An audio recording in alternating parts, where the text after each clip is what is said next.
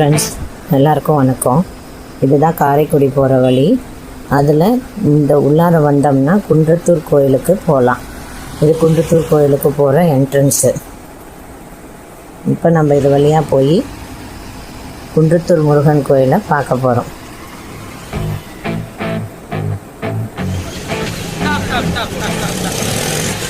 இதுதான் கோயிலோட நுழைவு வாயில். கோயிலில் உள்ளார நுழைஞ்ச உடனேயே இங்கே கடைங்கள்லாம் இருக்குது. அதுக்கு பக்கத்தில் பாருங்கள், நேராக சுப்புலட்சுமி நம்மளை அழகாக வரவேற்றுட்டு காத்துட்ருக்கா பாருங்கள். வரவங்களுக்கெல்லாம் ஆசீர்வாதம் பண்ணுறா. இந்த வீடியோ நான் சுப்புலட்சுமி இறக்கிறதுக்கு முன்னாடி எடுத்தது. இப்படி நடக்கும்னு நான் எதிர்பார்க்கவே இல்லை. ரொம்ப வருத்தமாக இருக்குது. எவ்வளோ அழகு யானை தெரியுங்களா, எல்லாத்துக்கும் ஆசீர்வாதம் பண்ணிச்சு. இப்போ நம்ம மலை மேலே போகிறோம்.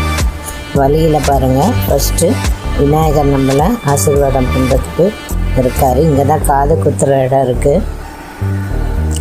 படிக்கட்டு பாருங்கள். இந்த படிக்கட்டே ஒரு மாதிரி கலர்ஃபுல்லாக இருக்குது. இந்த குன்றத்தூர் கோயிலுக்கு மட்டும்தான் இந்த மாதிரி படிக்கட்டு இருக்கும். இதை பார்க்கும்போதே நம்ம இந்த கோயில் தான் கண்டுபிடிச்சிடலாம். ஒவ்வொரு படிக்கட்டுலேயும் பாதம் பதிச்சிருக்காங்க. அது எதுக்குன்னு தெரியல, தெரிஞ்சவங்க சொல்லுங்கள்.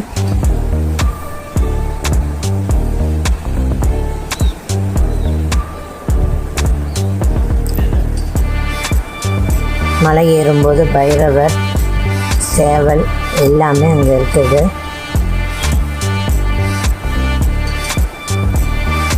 கொஞ்சம் தூரம் போனால் இங்கே நிழற்கூடம் மாதிரி வச்சுருக்காங்க. நம்ம அதில் ரெஸ்ட் எடுத்துக்கலாம்.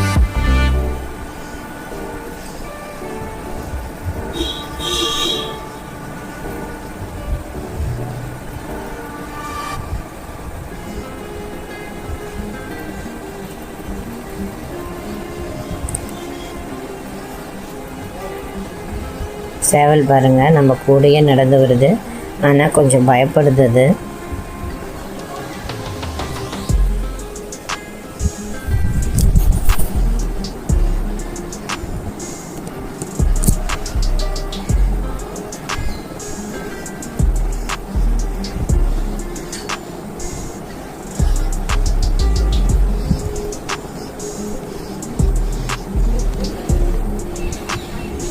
மலையில் இருக்க படிக்கட்டுக்குள்ள அந்த பாயத்தை செதுக்கியிருக்காங்க. இங்கே பாருங்கள், மலையில் ஆட்டுக்குட்டி உட்காந்துருக்குது பாருங்கள்.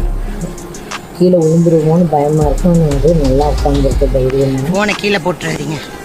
கீழே பாருங்கள், நம்ம வந்த வழி தெரியுது.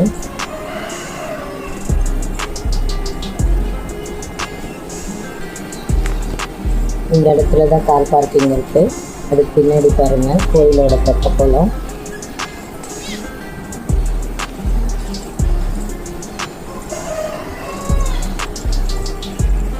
வியூ நல்லா இருக்கு.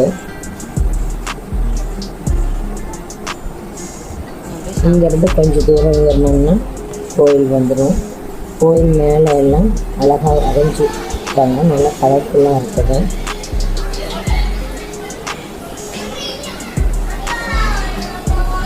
பூ டிசைனெல்லாம் வரைஞ்சிருக்காங்க.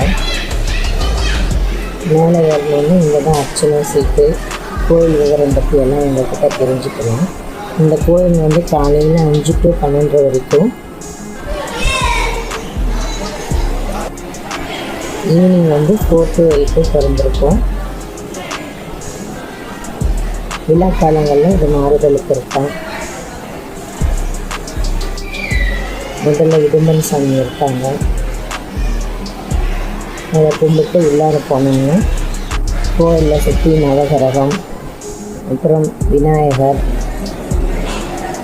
தட்சிணாமூர்த்தி, வள்ளி தெய்வானையோட முருகன், அப்புறம் மூலவரை தரிசனம் பண்ணிட்டு நாங்கள் வெளியில் வந்துட்டோம்.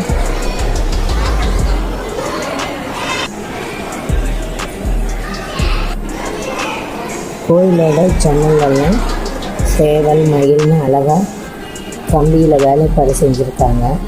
கீழே வரும்போது திரும்பவும் எங்களை சுப்புலட்சுமி காத்துட்டு வந்ததை பார்த்தோம். சுப்புலட்சுமிக்கு செவ்வாழையும் பெருச்சப்பழமும் ரொம்ப பிடிக்கும். இது பின்னாடி தான் சுப்புலட்சுமி தங்கியிருந்த இடம். அதுதான் எரிஞ்சது. அதை நினைக்கும் போது ரொம்ப கஷ்டமாக இருக்குது. அழகா பாருங்கள் பேரிச்சப்பழத்தை சாப்பிடுது. எனக்கு ஃபஸ்ட்டு பயமாக இருந்தது, ஆனால் அவள் பூ மாதிரி தலையில் ஆசீர்வாதம் பண்ணி பயப்படுறாங்கன்னு அவங்களுக்கு புரியுது. தும்பிக்கையை வலிக்காமல் ஆசீர்வாதம் பண்ணுறேன்.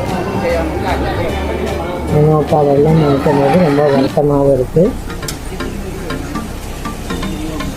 திருப்பி நாங்கள் கோயிலேருந்து வந்துட்டோம். வர வழியில் இங்கே தேங்காய் உடைக்கும் இடம் இருக்குது. சாமி கும்பிட்டு வேண்டுதல் நிறைவேற்றுறவங்க இங்கே சூறைக்காய் உடைச்சிட்டு போகிறாங்க.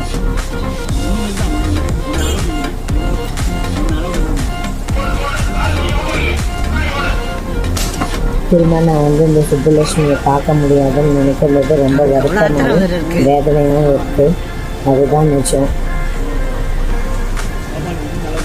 இங்கேருந்து நாங்கள் கிளம்பி சாமி கும்பிட்டு வந்தோம். வழி ஃபுல்லாக கோயிலில் பிரசாத கடை எல்லாமே இந்த வழி